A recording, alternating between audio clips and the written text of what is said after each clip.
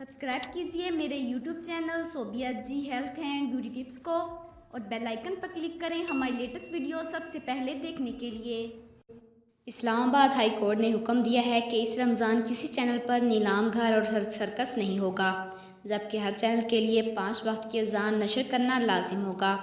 Islamabad high court में justice Shaukat अजीज़ सिद्दीकी ने Ramzan transmission और मॉर्निंग शो के ज़ाब्ता अखलाक पर अमल दरामद के केस की समाअत की।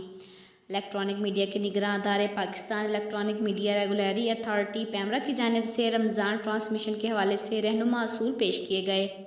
DG पैमरा ने कहा कि तमाम चैनल को गाइडलाइन जारी कर रहे हैं।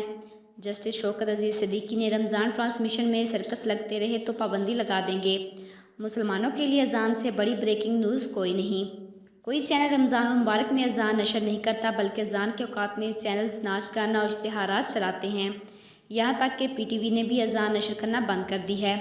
ऐसा ही चलना है तो पाकिस्तान के नाम से इस्लामी जमहूरिया हटा दें।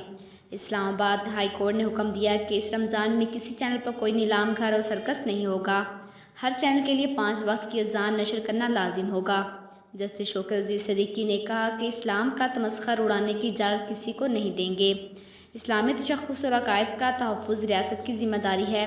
अदालत ने इस्तफ़सार किया कि पाकिस्तान ब्रॉडकास्टर एसोसिएशन PBA के वकील को बताएं कि इस रमज़ान में कोई दाव नहीं लगेगा। अदालत ने पैमरा से रिपोर्ट तलब कर ली कि पाकिस्तान में कल 117 चैनल में कितने अजान नशर करते हैं। केस की समाअत बुध तक के लिए मुलतवी कर दी गई है।